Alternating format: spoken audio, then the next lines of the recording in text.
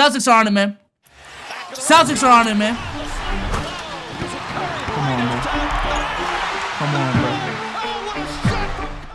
Well, it's about that time of year again where I make the video talking about what it would mean for each team included to win the NBA Friend of the show, title. friend of the stream. I tried to limit it down to teams I can actually see winning a championship series and not just every squad with a good record or teams that are on a hot streak, because then a lot of squads could qualify. I still did honorable mentions though. There will be a clear separator in the video. Now it just remains to be seen if shameless parties will steal this video with the same exact title and thumbnail. You can't make a bet on that, but you can bet on. Hey, but before we move forward, then shout out to Dom2K. I know I'm doing a reaction. The links will be in the description for his fucking video, man. The links will be in the description. All right. If you remember last year's version of this vid and what I said about the Celtics, it's a lot of the same sentiments, just pushed up by a year. All right, but before we move forward though,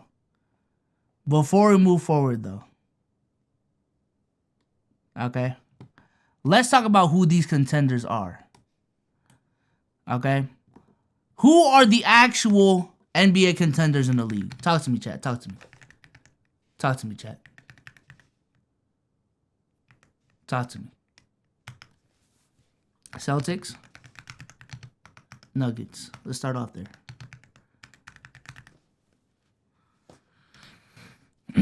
Bucks. Oh, shh.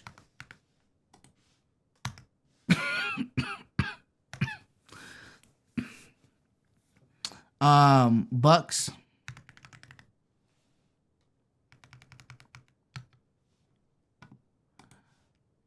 Clippers.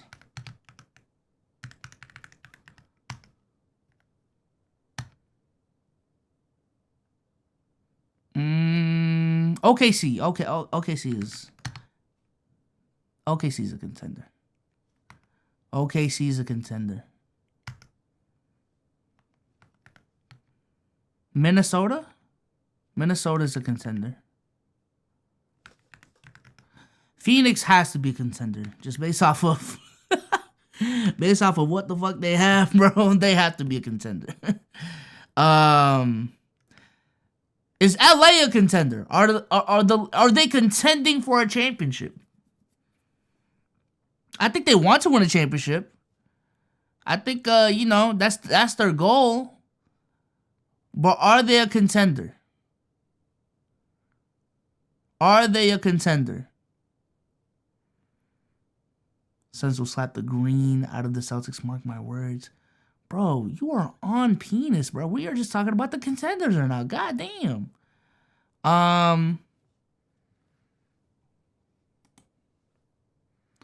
think this is, to me, these are the bona fide contenders.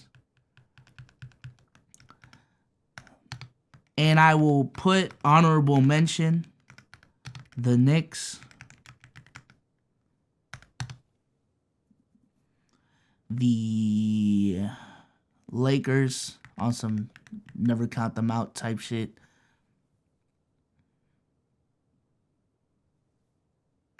Cavs?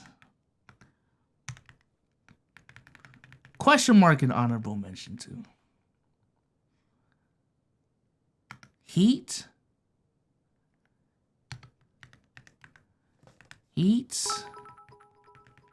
Question mark.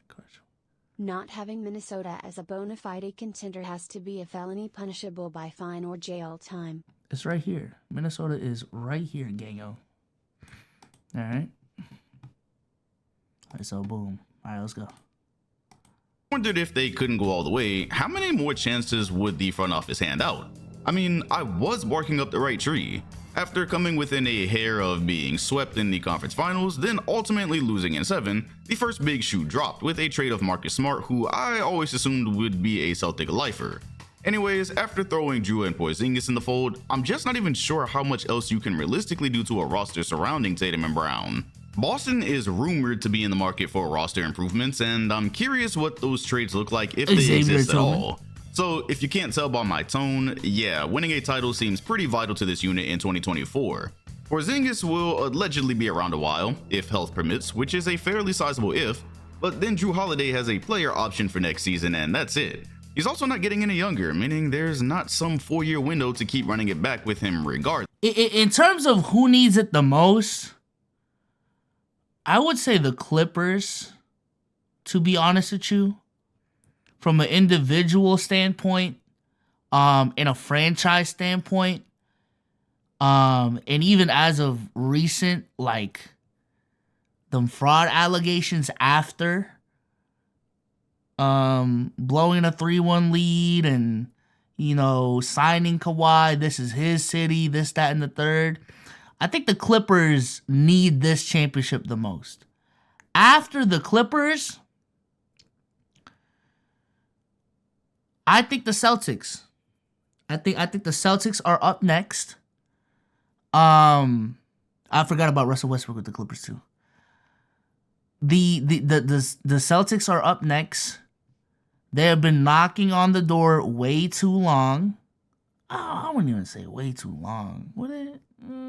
It's been 2 years. It's knocking on the door in the Tatum era. Tatum being the first option. Is 2 years knocking on the door way too long? But regardless, this is a team with heavy fraud allegations. They've been to the they were in the finals 2 years ago. 1 game away from going back to the finals last year. Tatum's been, you know, is he top 5 or not?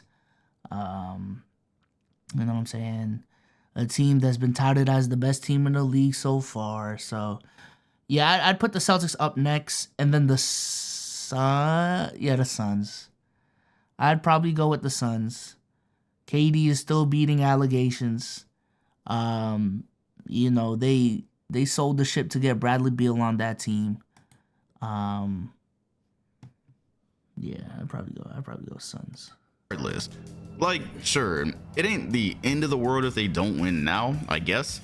Looking back though, there's zero reason they shouldn't have at least been in the 2023 finals, and they've also already lost a very winnable ring in 2022. It's simply about finishing the job so we don't have to reapproach the whole Brown and Tatum duo longevity convo.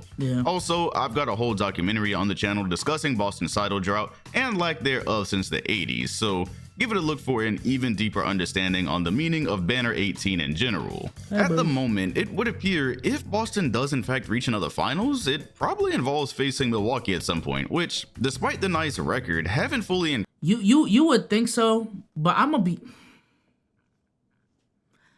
I think when it comes to the Celtics-Milwaukee matchup, we're thinking too perfectly when it comes to it, dog. I think we're thinking too perfectly when it comes to it. Every single year, there is an upset. Every single year, there is an upset. Every single year, that matchup that we wanted never ends up coming through fruition. And maybe it is the Celtics that choke. I don't know. But just this meant to be matchup between the Bucks and the Celtics. I'm hoping for it, but something tells me one of the Heat, one of the Cavs, and one of the Knicks are gonna fuck shit up. For real. One of those 3 teams, the Knicks, the Cavs, and the Heat. One of those teams are gonna go crazy in the playoffs, and it's gonna fuck up this dream matchup that we're thinking of. Hello, Buzz. Impress anyone as much on the court, despite the blockbuster trade for Lillard. Still, riding steady as the second seed with Giannis and spacing, along with another all-star, does just enough to keep you in contention, so I won't neglect discussing them. Although Dame obviously preferred to be sent elsewhere, the Bucks presented a magnificent chance for him to actually win something, which was the goal all along. After so many years of assuming he'd either retire in Portland or flat out stay for too much of his prime, his shot had an even bigger payout. If you're already signed up for DraftKings, L-Buzz, chat. L-Buzz. Oh my god. L-Buzz. Else, he would enter the pantheon of champions, changing quite a bit about the perspective of his career. Giannis would collect his second while further validating the first. What I mean is, the 2020 Lakers have been trolled so hard for winning the bubble ring, it's nearly drowned out the conversations which do appear from time to time surrounding the 2021 COVID season. Even so, he just really needs the second title and probably more afterwards. Just as there's players such as Dame who've long been assumed for a destiny. Hey, let's talk about it. Which was more of a Mickey ring, bro? Bucks, the Bucks or the Lakers? Bucks went through 2 teams that were injured. going into the finals. Of 0 rings, guys like Giannis have had it written that they'd retire with highly decorated resumes. Milwaukee as a franchise could breathe easy, knowing year 1 of the Lillard experiment yielded a title and wouldn't necessarily have to be on pins and needles hoping they eke out one as he ages, or even begins to look elsewhere. Quiet as kept, you lose this year, you've got Dame only set in stone for the 25 and 26 seasons, with an option for 27. Sounds like a long time, however, as the story goes with star players, this creates a potentially pressured situation in 2025 if the situation on court goes in the opposite direction, or he's non-committal for the future. Win now, and contract discussions never even take on any meaningful form, although I would say his age would be more of the issue as we go forward. Why? Chat, would y'all consider the Bucks a well-run franchise? Would y'all consider the Bucks a well-run franchise? Because specifically with their coaching decisions and managing, you know, who the head coach is, and honestly their whole coaching staff, especially this season, but they've been on the hot seat. They've been on the hot seat. But on the contrary, you know, they were able to construct a championship-winning roster in 2021. They have been one of the top teams in the league for, it feels like, a decade now. Well, ever since 2019, so more than 5 years now. And they were, at the end of the day, able to pull off the Damian Lillard trade. Like, you know, Giannis wanted a star, they got him a star type shit. So I think they're good at getting players. But the coaching shit is where shit kind of breaks apart. I don't know. Wow, here we are again. Similar yet different. The Los Angeles Clippers have finally found a clean bill of health, with their only major injuries having been to Zubac so far. To go with the fortunes, a trade brought along James Harden early on, completely rewriting our thought process surrounding the unit. In last year's edition of this video, I basically went over how they were possibly on one of their final chances given the contract situations. Fortunately, Kawhi went on to sign his extension not too long ago, while a fresh commitment from Paul George doesn't appear to be far behind. Now with Harden in the mix, at the time of this video, Los Angeles has only lost 5 games since December started, 2 of those coming when Kawhi was out. I'd say they seem pretty formidable, very possibly on the path to getting it done even. I also had a thought about that the other day. Imagine a world where Russell Westbrook, Paul George, and James Harden all become champions at the same time. 3 players very much like Lillard, who fans have become so accustomed to seeing fall short, it's just widely been assumed rings would I said this in my Clipper video, man. I think who y'all thought the Suns were going into the season, that's who the Clippers are. For real. never come. So a 2024 title immediately creates multiple champions from our childhood simultaneously, which is a scenario I don't recall happening anytime in recent memory. You think about a squad such as the 06 Heat, where Antoine Walker, Gary Payton, and Alonzo Mourning finally got to the top. Okay, but they were near the end of their careers and mostly only support pieces by then. Here we're talking about present-day all-star talents and what's still a really good player in Westbrook. Let's not forget. Yeah, I think the Clippers need the championship the most, bro. Both from an investment standpoint, a legacy standpoint, all of these standpoints. I think the championship that changes history and talks the most is the Clippers getting a ring. I think James Harden beats the allegations of, you know what I'm saying, honestly being a cancer to the team. I think James Harden, the questions of him, you being able to win a championship with just James Harden being on your team on an on-court perspective, I think that goes away. Playoff P might be a thing now. You know, Paul George's been viewed as a choker for a minute. Kawhi Leonard, having a fraudulent ring in 2019, not deserving to be in the talks of a top 20 player of all time. Those talks go away. Russell Westbrook, another player that for so many years, and I'm not going to act like I wasn't a part of that hate train as well, people were saying you just cannot win a championship with Russell Westbrook on your team because this is a guy that needs the ball in his hands, and coming off the bench it won't work because he's going to play like ass playing off the bench without the ball in his hands. Russell Westbrook would beat those allegations if he wins a championship this year. Tyronn Lue being a bad coach. You know? Yet here, Kawhi also receives his third ring with his third different franchise, making him only the 5th player in NBA history to accomplish the feat. If he wins Finals MVP to go with it, he joins only LeBron James. Where would a resume like this put him on the all-time rankings given how weird his regular seasons have always been? Absolutely. For the franchise as a whole, they snapped probably the lengthiest and deadliest curse in sports, while also winning their first title in history on the way out the door from what's been their bigger brother's arena. However it ends, hopefully it ain't prematurely. Not only does James Harden have a player option, he's proven not to be the patient type once plans don't execute smoothly. The Denver Nuggets did everything by the books in 2023, meaning there's not much to discuss here. Have you noticed they might have the least controversial championship of your life? 2020, in my opinion, was the first time anyone marked them down as a credible threat to win. Then they traded for Aaron Gordon, which elevated the squad to legitimate contention. Unfortunately, Jamal Murray... I'll stand by it, bro. Do I stand by it? Do I pull that card, man?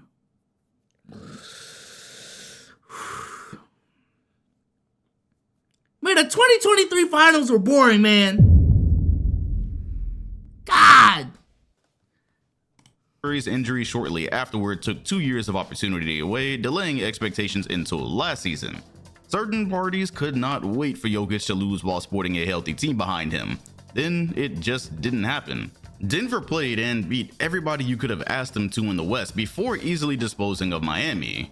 Where does it all leave them now? Well, there's just zero pressure, honestly. The league is highly competitive today, Spurs and teams rarely finals. ever repeat, so if they fail, literally just run it Yes, back. saying. If they don't, however, it becomes the first repeat of the 2020s, and only the 5th since the year 2000. Jokic will continue climbing up rankings, only to forget wherever he places his second Finals MVP.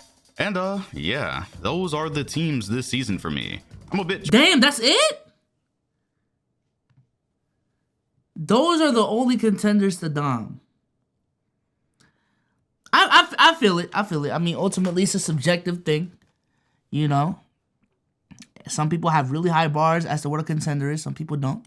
Traumatized from the past of putting too many on the list, or flat out missing one like the Heat last year, which, to be fair, like the 2022 Celtics, were pretty hard to see coming.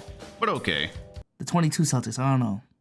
If you kept up with the conversations in the second half of the season, or those advanced metrics going into the playoffs, the 22 Celtics were like Jimmy Harrell even made a video about it. Like going into the playoffs, like the Celtics look nasty. But if I had the to Heat, do no one saw that mentions, given there's been 2 straight years of unexpected late season runs, of course, Miami would absolutely love to finally get one under Jimmy Butler. Though I just don't see how this is currently possible.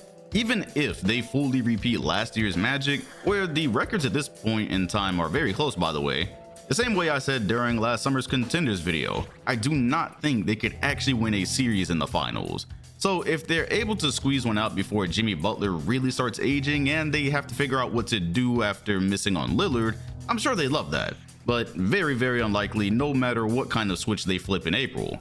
Oof, how about them Suns? Well, at least they finally got the big 3 rolling after all, where if you haven't noticed, they've already surpassed the amount of games played by the Nets' big 3.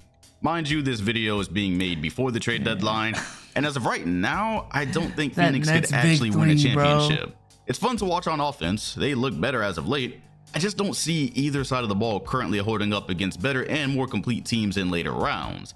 Though, if they did get hot and healthy enough to survive till June, obviously it's huge for all 3 stars and the franchise. I think the Suns are the best puncher's chance team. Because of, you know, their lack of all-around play and because of the big holes with this team, I don't blame people for not viewing them as contenders.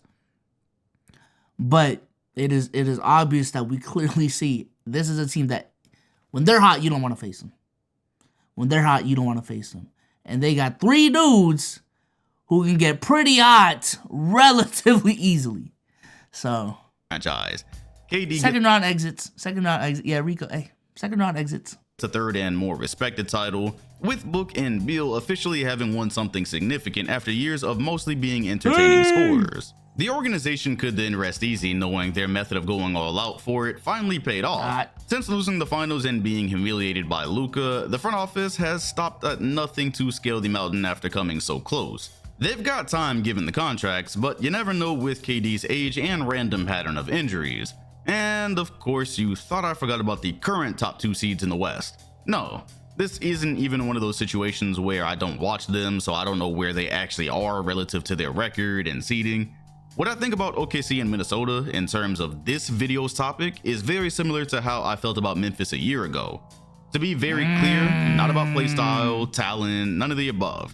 I think these are very good young teams who I'd be extremely surprised to see win this one. They just got here. Minnesota has successfully built upon the Gobert trade, which was a necessity given the price tag of the roster. Has there ever been a team that like just got onto the scene and won a championship? Has there ever like a young team, young up and coming team? Are they, you know what I'm saying? Shit changed this year. We're in championship contender. We're a top team in the conference. Has that ever happened? I'm thinking about it. 2015 Warriors. Yep, 2015. Yep, 2015 would be it. But even 2015, like they were in the playoffs in 2013. 2014, they got knocked out in the first round by the Spurs. With the Timberwolves, this will be their second time in the playoffs in that Ant era. With OKC, this will be their first time being in the play. I mean, they were a playing team last year, but or maybe I'm getting the years mixed up. But the Warriors, I mean, historically speaking, makes a good point. And the Thunder are way higher than I thought they'd be in what will become their first playoff appearance. You might have to go back to like the Shaq and Penny Magic, and you know they didn't win it. Yeah, no, that's crazy. So yeah, if either squad wins this whole Yeah, thing or the Thunder, their first year 2012 of Thunder having type any shit. taste of the top, they'd be in an unprecedented situation. Chet just got here and is gonna keep getting better. J-Dub's gonna get better. Like, winning a title at this point in their maturation would give each franchise house money moving forward.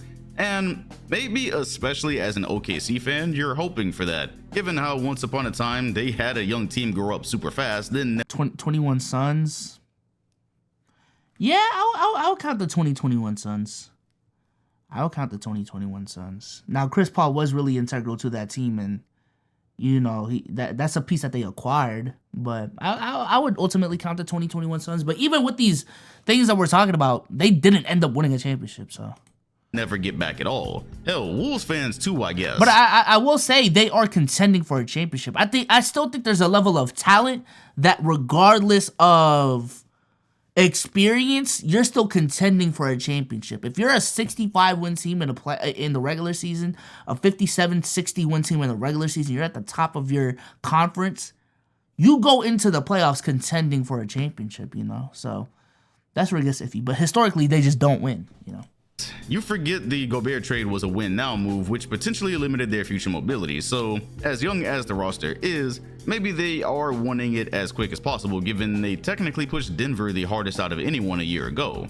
Still, I didn't think the Grizzlies could win it so early, and I feel the same for these teams. They're in a great place regardless. So you might have noticed this video is a couple of days outdated. The Cavaliers have since overtaken the Bucks in the standing. I had the Cavs in last year's video, didn't really mention them here. I don't think that's a team that can actually win a championship series. I think they'll be fun in the playoffs. I think they'll be good. And of course, it'd be a dream because Donovan Mitchell's contract situation is very much coming up. There are a lot of interested parties. Still, even if you look at their last 15 games, a lot of the wins aren't against very impressive teams. I will acknowledge they've been injured themselves, and I'm impressed with the record that they've had despite dealing with everything they've dealt with. If I had them in a tier, it would be of the same young squads at the end of this video. I'd just be surprised if they won this one. If you enjoyed this vid, please hit the like button, also subscribe and hit the bell next to my name if you want notifications every time a new video drops. Appreciate you watching, and I'll see you on the next one. Yo, shout out to Dom for the video, man. Like I said, Dom, link to your video, link to his video will be in the description down below. Friend of the show, friend of the pod.